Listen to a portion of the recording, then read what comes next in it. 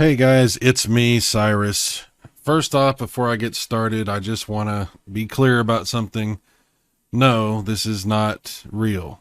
This is not, there is no NEC PC Engine Super Famicom. I'm not trying to say that there is. That's just for fun. That's just a picture I put together for fun. But I would argue that the PC Engine is the original Super Famicom.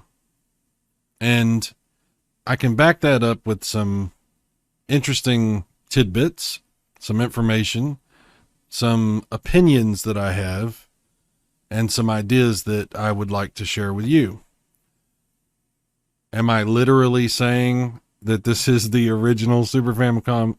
No, but what I'm saying is this system is a hell of a lot more like the NES than you might think.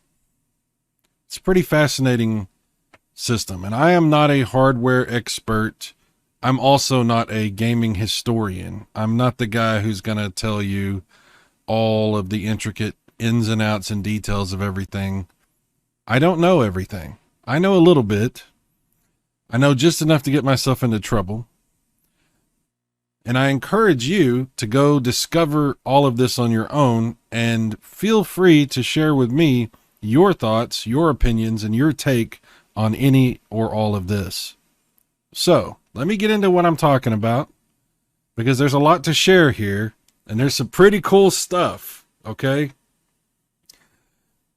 I'm a huge TurboGrafx fanatic. I'm a TurboGrafx 16 and the PC Engine. That's my favorite console of all time. I've repeated that ad nauseum. Everybody should know that by now. If you don't, now you do. So I'm kind of a weirdo when it comes to this console. I love it to death. I'm always talking about it. But I can learn new things about it all the time. I can discover stuff that I never knew about, never realized was out there. And that's another aspect to why this console is so fascinating to me. Let's get into some details about, just real quick. We're not going to go deep into this, but just a few details about some of the specifics about the comparisons in the hardware for the NES and the PC Engine or TurboGrafx. So first of all, the processor is, I think, the biggest thing to look at. There are some other aspects to it that we'll look at too, but the processor is very fascinating. Okay, so this is off Wikipedia. All of the links that I'm going through will be in the description here for you to look at on your own. And if you have other things to share, like I said, do that too. So the CPU of this thing is made by Ricoh. Runs at 1.79 megahertz. Okay. It's a little bit different in PAL, but that's what it runs at in NTSC in Japan. That processor, and it has this, Ricoh graphics processor in it right down here. I don't know if you can see where I'm at with that, but that processor, the 6502, is something that you see pop up again in other things. In fact, the Super Nintendo that Nintendo actually made has a more advanced version of this processor, but so does the TurboGrafx 16. And yeah, it's a more advanced version of the same CPU that runs the TurboGrafx 16. And what's fascinating about the TurboGrafx version of this processor is it has two modes that it can run at. One of them is 7.6 megahertz, which is obviously much, much faster than the NES CPU.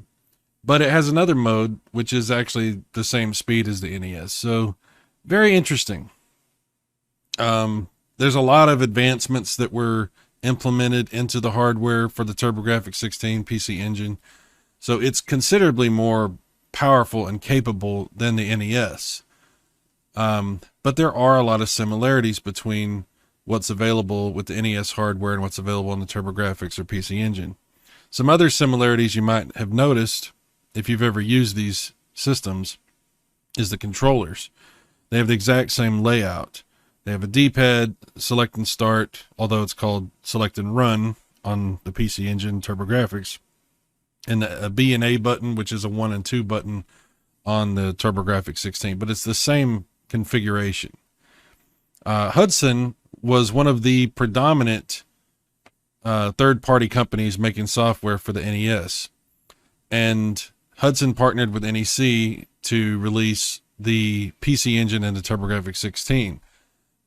Hudson was carrying forward all of the knowledge that they had gained making console games on the NES to their own platform. So they still released NES games even after the PC Engine came out, and they were supporting that. But that tells you where they figured out the ins and outs of that processor, and then, like I said, took all that information to the next level for their own more advanced version of the same processor. So yeah, you'll see a lot of similar style games on the NES and the TurboGrafx 16. You'll hear music that sounds somewhat similar, although a little bit more advanced on the Turbo, and gameplay and things like that. Very, very similar stuff. It's just fascinating to see all the similarities between what was offered on the NES and TurboGrafx. And, you know, the TurboGrafx obviously launched with Turbo on all the controllers. The PC Engine actually did not. That was implemented after the first model. So we kind of think of Turbo as being synonymous with the PC Engine, but technically it wasn't there in the very, very beginning. So they're very similar in some ways. They have similar processing capability, I guess I would say, although, like I said, way more advanced on the Turbo. But that similarity has led to some interesting things that are possible on this console as far as NES games are concerned. So it's actually possible, because of a lot of these similarities, to port NES games to the TurboGrafx 16. Okay. There have been efforts to do that in the past, and we're going to, like I said, go through some of how that's possible and what some of the results of that had been. So yeah, the problem with NES games is that, believe it or not, most of the best NES games that you can think of and you can remember were aided by extra processing chips.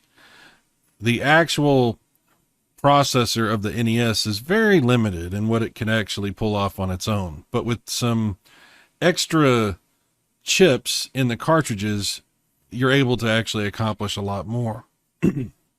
But TurboGrafx turbo chips don't do that. You're pretty much using what's built into the TurboGrafx PC Engine for your games, for the Hue cards and turbo chip games. They don't have any extra chips or anything like that. But as far as porting games over from the NES, if you're talking about the games that were released that didn't have extra chips, then that can be a lot easier. Doesn't necessarily mean it's impossible for that porting to take place for those games with extra stuff, but it can be a lot easier.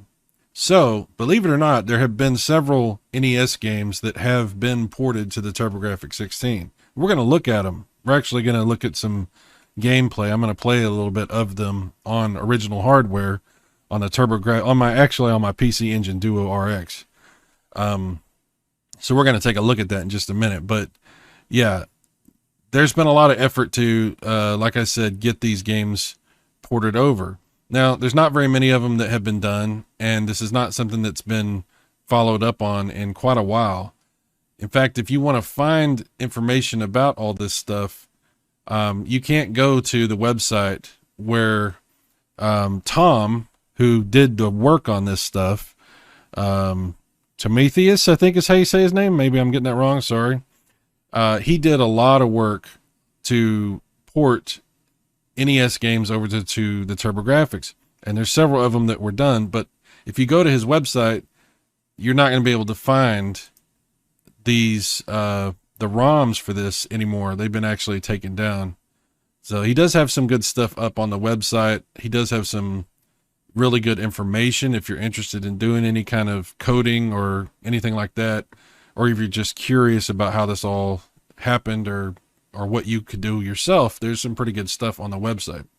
But if you are able to take advantage of the Wayback Machine, and I do have a link for this also, like I said, you go back to October of 2016 here, then all of a sudden there's a lot more to download, and you can check out what's available there. And we're going to look at some of this stuff because it's pretty fascinating. So there have been several NES games that have been converted over to the PC Engine, TurboGrafx, and even one that has been given a enhancement conversion to run on the Super CD-ROM. And that's pretty dang cool, which we're going to play in just a second here. But, yeah. Tom goes by a few different names. It depends on where you see him listed. Turbo X-Ray here. And he talks quite a bit about what was done.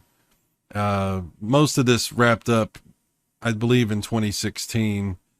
So there hasn't been really much work done on any of this in a long time, but I would really, really, really, really love to see more of this done, especially considering that there is also a port of Dragon Warrior, the NES game Dragon Warrior that he did for the CD. And it's basically done. He just never released it, at least as far as I know. If it is out there and somebody knows where I can get my hands on this, please let me know, because I'd absolutely love to play that and talk to you guys about it a little bit. I cannot tell you how impressed I am with the work that Tom has put into all of this stuff. I cannot tell you how cool it is as a TurboGrafx fan to be able to see this sort of thing happening on the PC Engine, because NES games running on a TurboGrafx, that's crazy, right? But it's not that crazy because, like I said, the hardware is somewhat similar.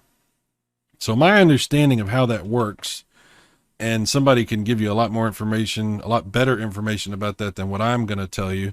And please read about this on your own. But my understanding of how that works is the CPU is very similar.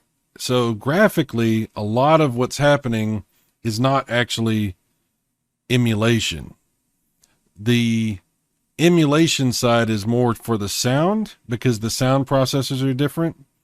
And as far as graphics, it's basically going into the code, going into the ROM, and sort of telling it how to use the processor inside the PC Engine. That's a very basic way of sort of trying to explain what I think is going on there, but somebody could do a little bit better job than that. So it's not straight emulation. I mean, the TurboGrafx is considerably faster than the NES. That's true. But to be able to run NES full speed would be a stretch for a 7 megahertz processor. So there's some things going on there which are really only possible because of the similarities in these consoles and the speed that the PC Engine runs at. So hopefully I'm explaining some of that properly. Hopefully you understand what we're going to be doing here, what we're going to be looking at. So let's take a look. Let's actually fire this thing up. I've got my PC Engine Duo RX running over here. And I have several of these ROMs loaded up here on my Turbo EverDrive. We're just going to take a look at some of these. Now, none of these are done. Like, the actual conversion process was never finished for any of these.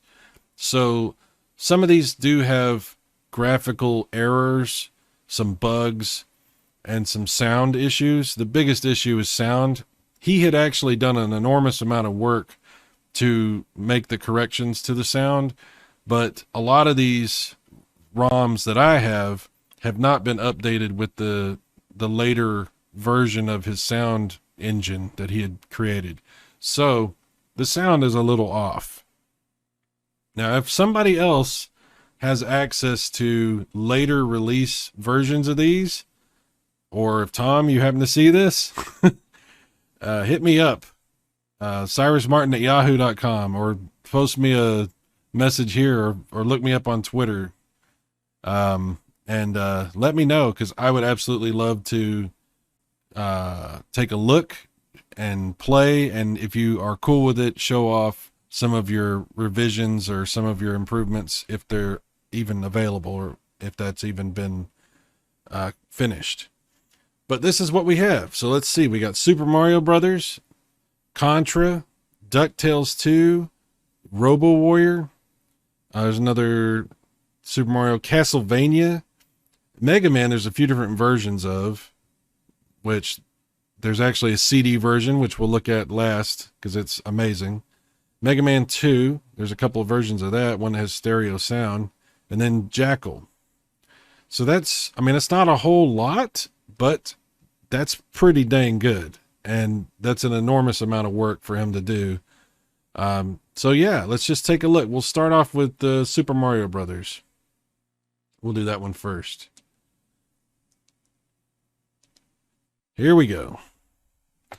I'm going to turn the audio up just a little because I want you to hear it is different. It is not finished audio. Graphically, though, there are a couple of little glitches that you'll see. Like on the top, you can see the little lines up there. So there will be a couple of little issues here and there. But overall, I mean, this is Super Mario Brothers. Yeah. So let's check it out.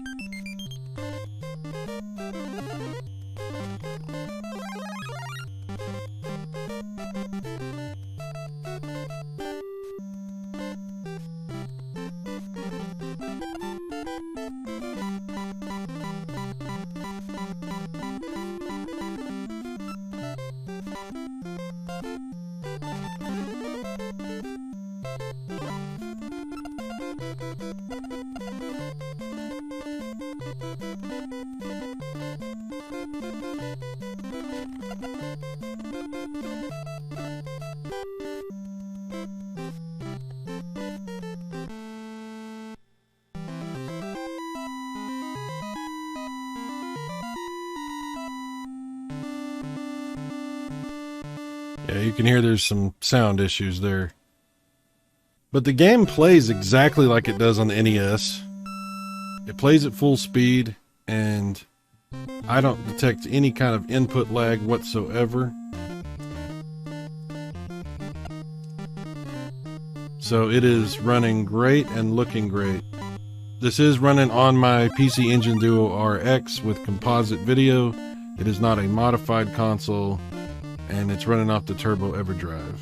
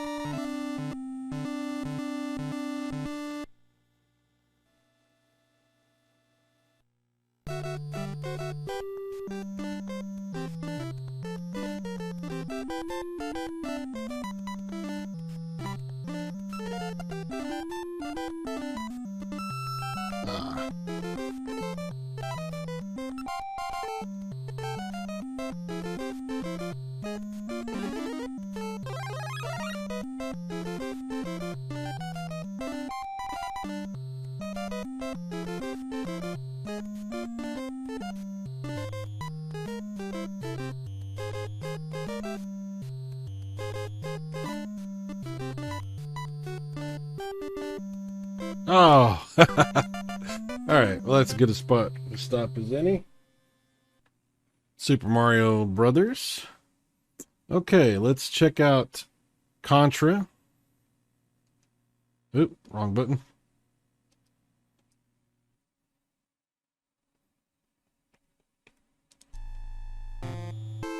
And the 30 lives code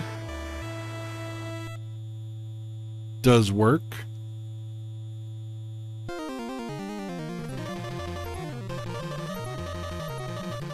Again, the audio has some issues.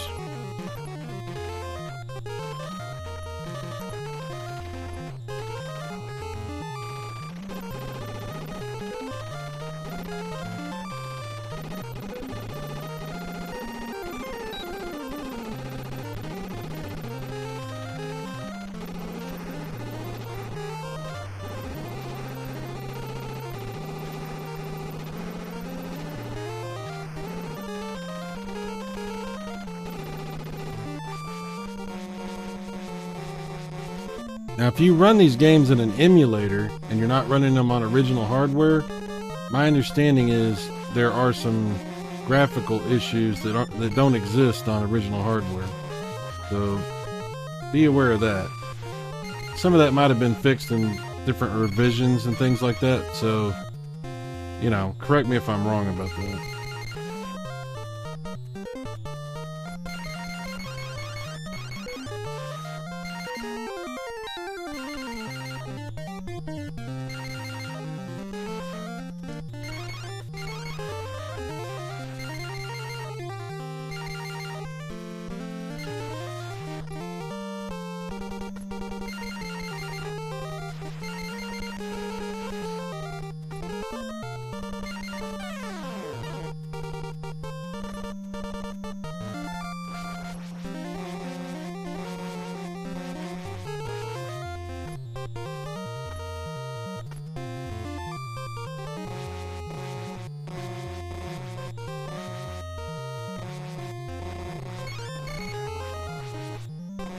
Turbo does work, but you need to get the rapid fire for it to work properly on the turbo controllers that only have one level of turbo. If you're doing a TurboGrafx controller or a Duo controller that has 2 levels of turbo, though, you'd probably be fine. But like the Duo RX controller only has 1, so just something to think about.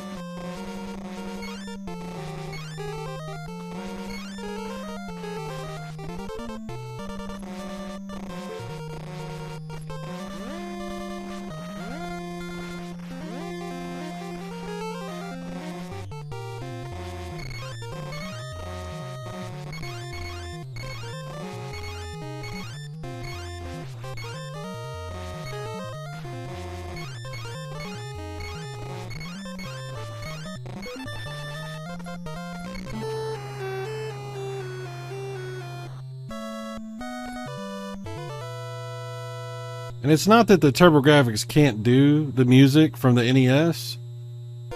It's just that the sound chips are completely different. The way it processes sound is totally different. So, yeah, there's some graphical glitching.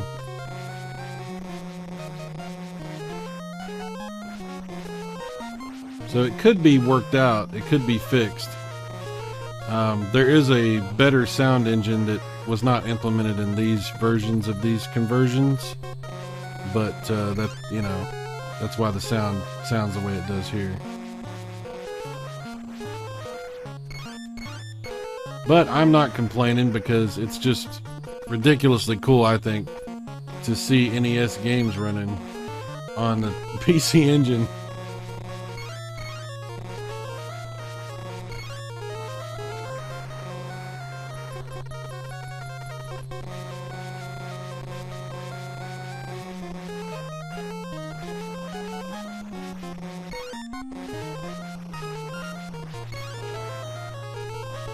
Ah, dang it.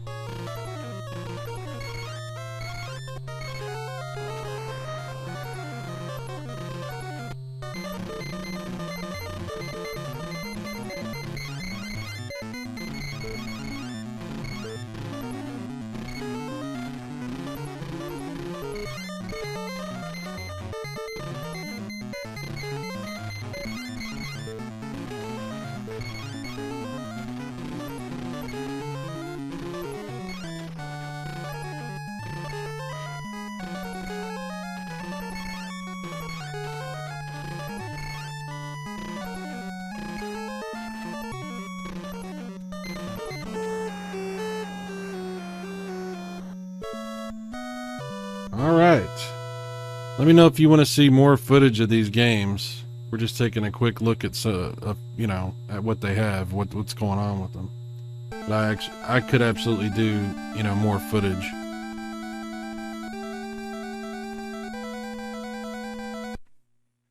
Alright, next up, let's take a look at DuckTales 2. The music in this one sounds pretty good.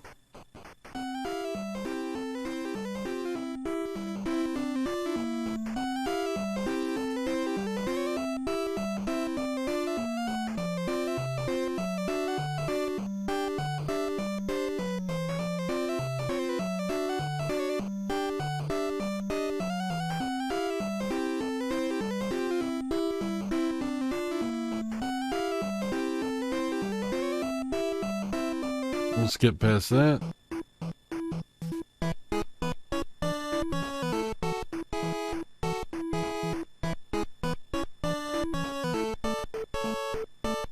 See, that sounds pretty good.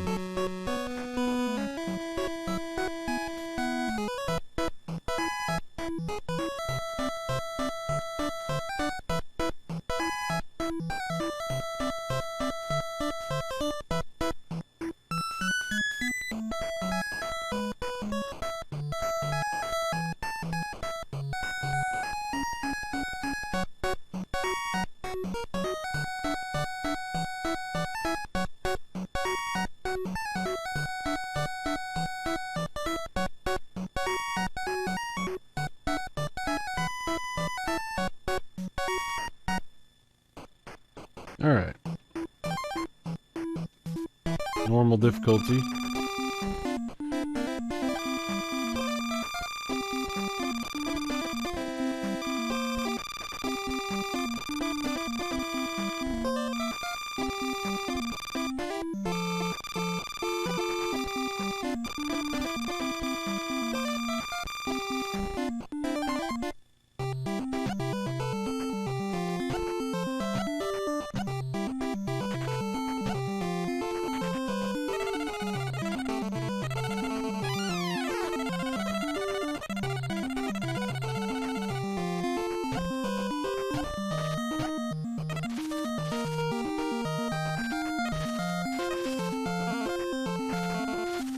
Ouch.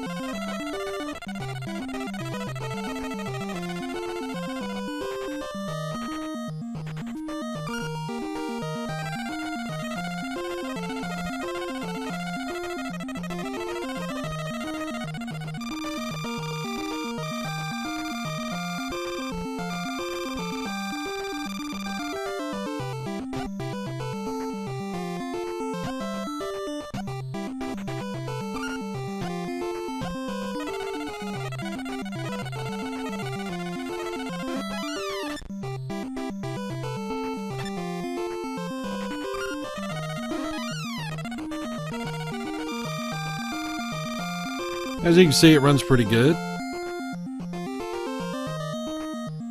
Alright. Take a look at another one. Robo Warrior. Oop, wrong button again. There you go.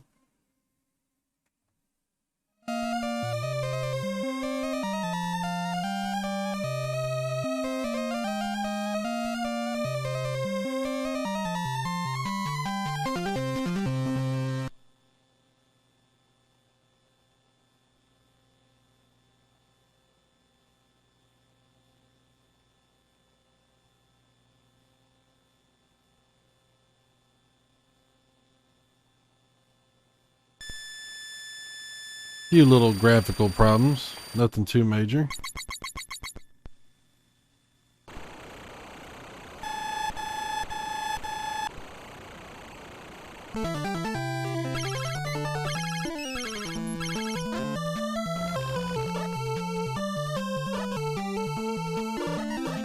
Turbo works good here.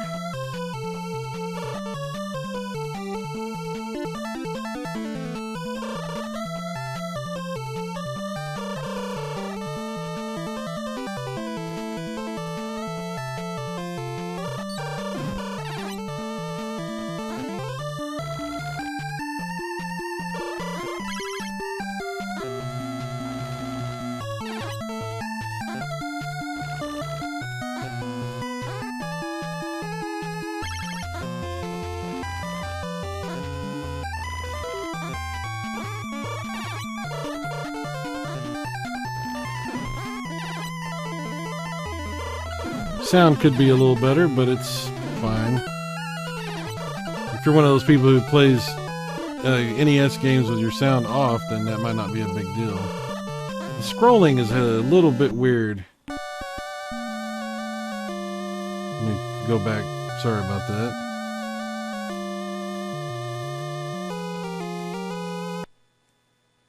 Okay. Try that again.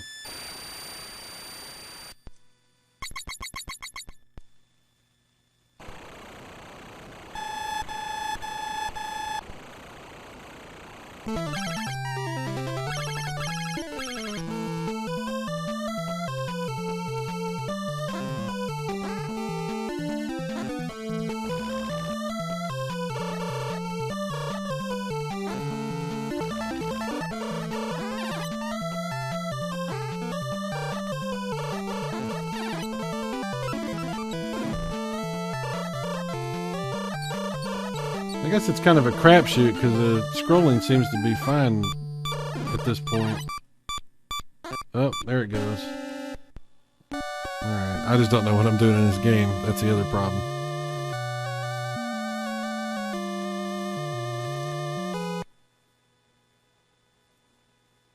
One more time. Let's see if I can get a little bit further without dying.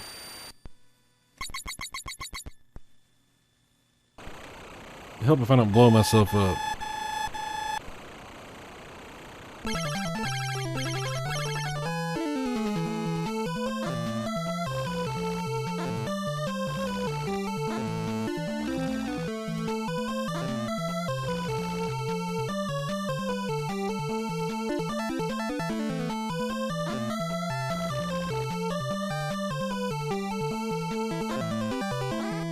Well, that's not going to help.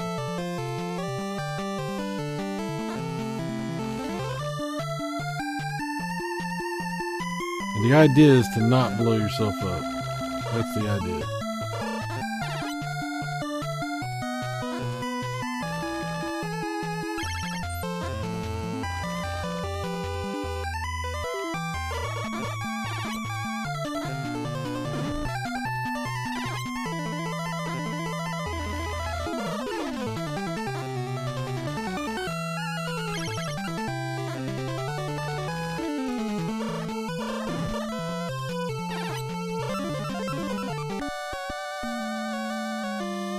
I just drowned myself. I have found every way you can to kill yourself in this game so far. Alright, maybe you'll have better luck than I do. Maybe I'll try that again in another video. Okay, Castlevania. Gotta check out Castlevania. Oh.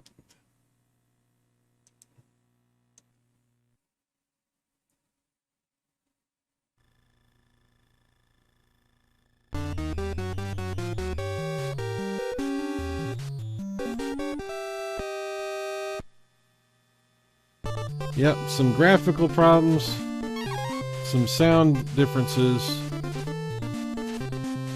Let's see how it runs. Scrolling seems pretty good.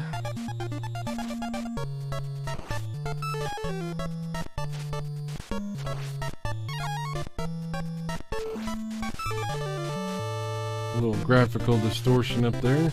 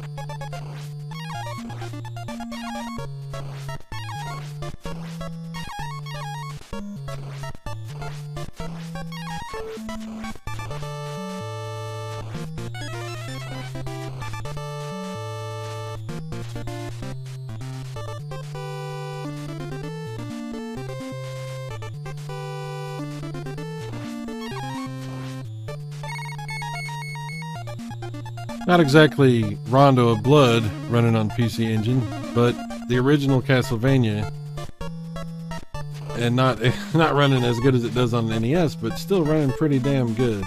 It's just really impressive to see this at all, you know?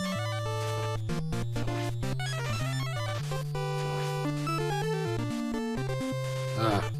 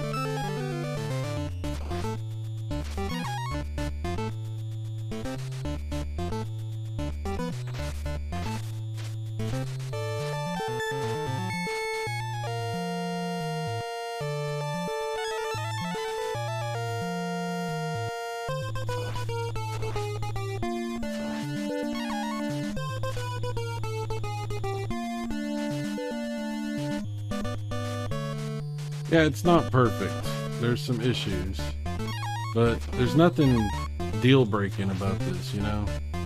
It's still a great Castlevania experience you can have if you want to play it on the TurboGrafx. Believe it or not. I mean, like I said, obviously you could play Rondo, but yeah, you can also play the original.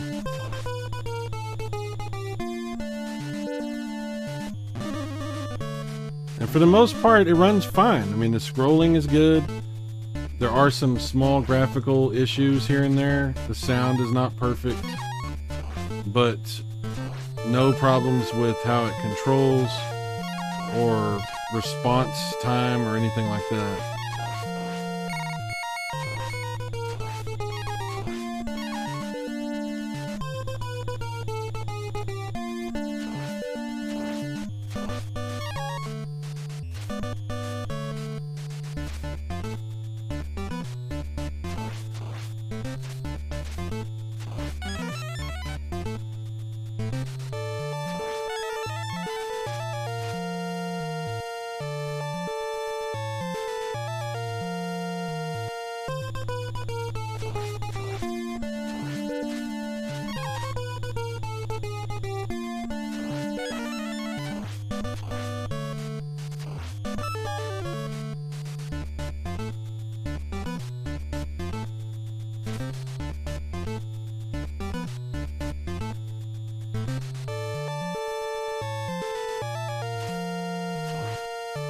All right, let's look at something else.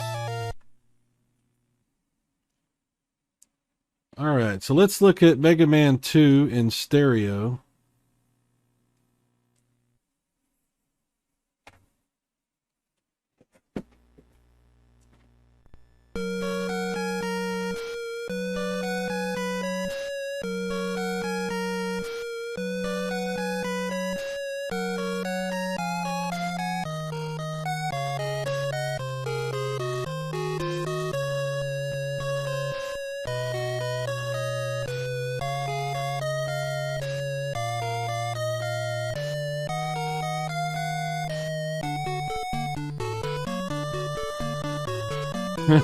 Little problem there.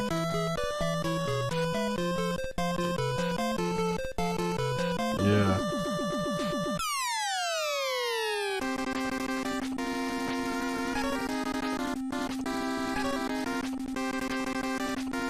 Okay, let's see how it goes.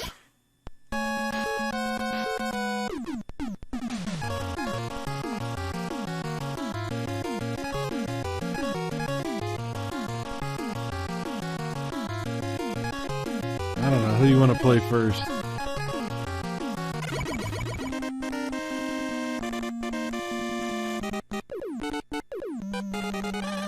That sounds pretty good.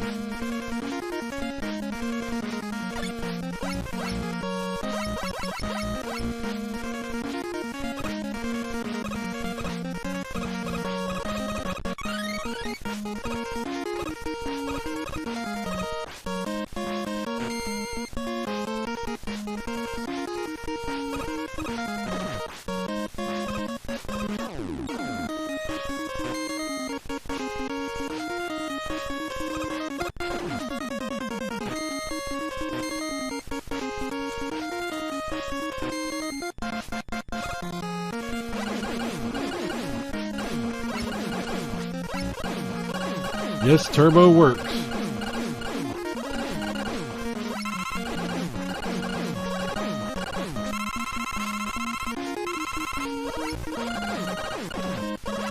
Have you ever played Mega Man? But have you played it with turbo?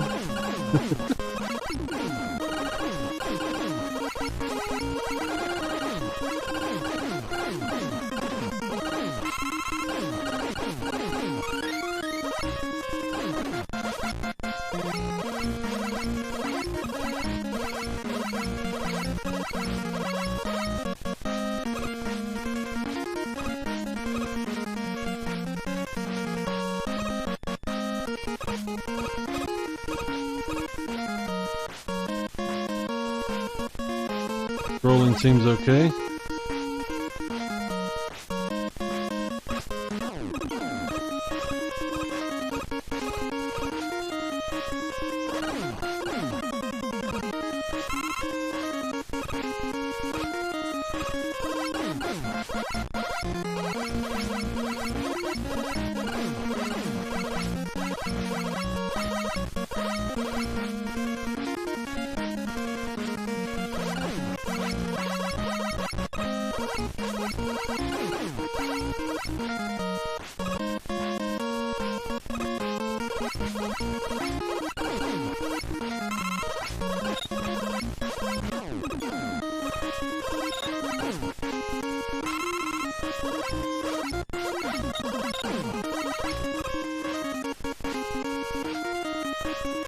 Ah, crap.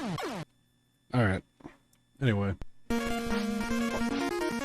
Mega Man 2 seems to work pretty good. Not too bad. Alright, so let's check out Jackal.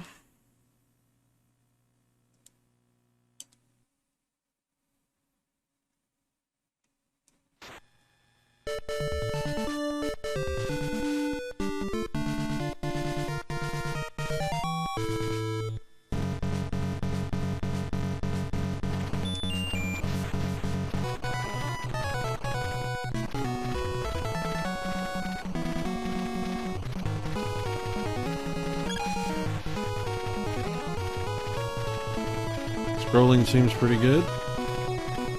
Music's not too bad.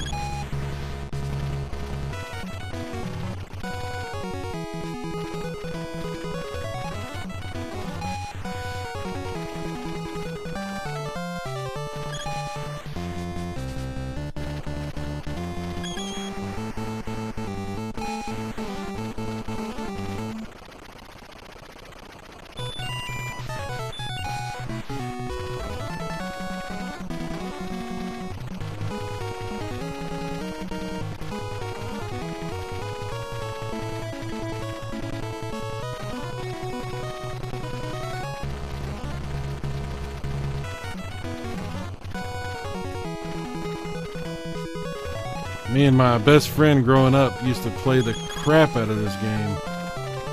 On the NES, obviously.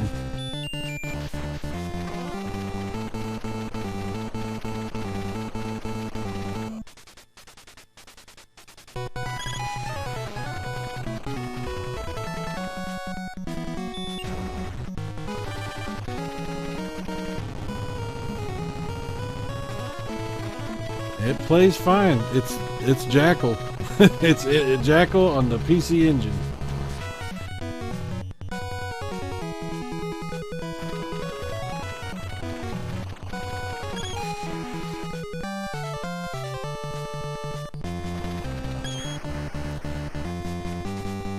Okay. All right, so there's also Mega Man, the turbo chip version. When I say turbo chip version, there's a conversion of the regular Mega Man NES game, and it's pretty good. It's a pretty good conversion, like these other ones are. But there's something a lot better, and that is Mega Man, the CD version. And it's been refined and overhauled, and there's a bunch of stuff been added to it. So we're going to load up the system card, because I've already got my CD in the drive here. And we're going to check out Mega Man, the CD version, which I don't know how well it runs, because I haven't really played it too much. But this might be the ideal way to play the first Mega Man game. Let's check it out.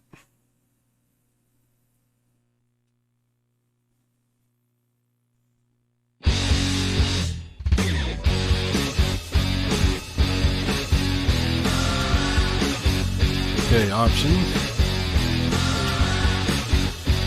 Normal and easy. We'll go to easy because Mega Man's hard as hell for me.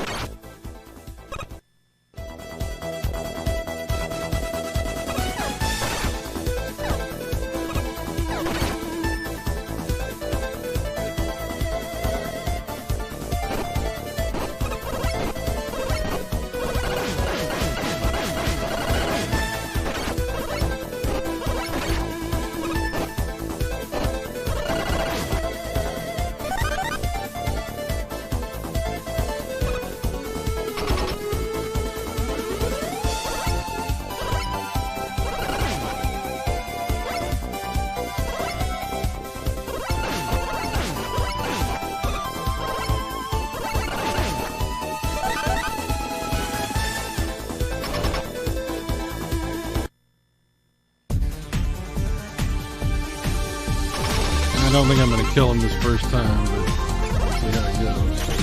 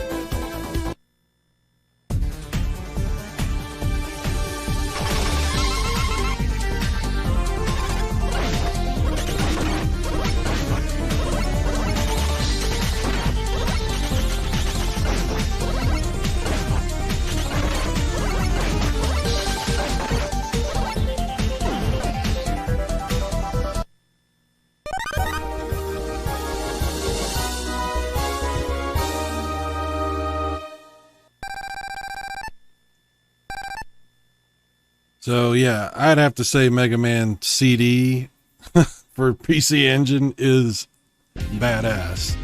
This is like a full-on, completely new Mega Man experience with the CD sound and everything. That's just amazing.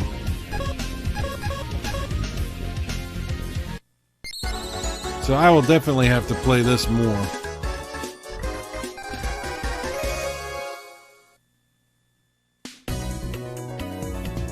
So big props to Tom, Timotheus, however you say your name. Sorry.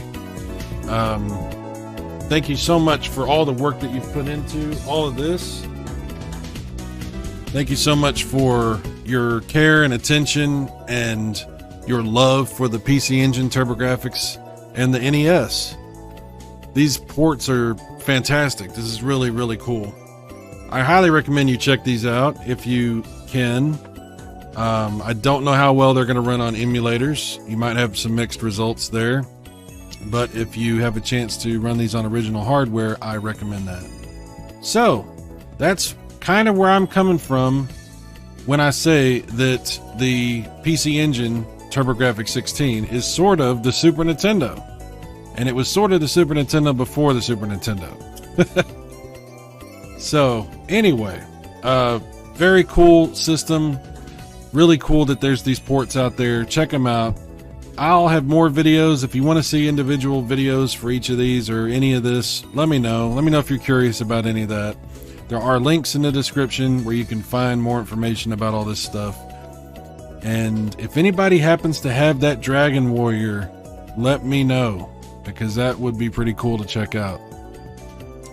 Or if you know something else that I don't know about, I would love to hear that too. Okay, anyway, that's it for now. More videos coming soon. Guys, I will talk to you later. Take care.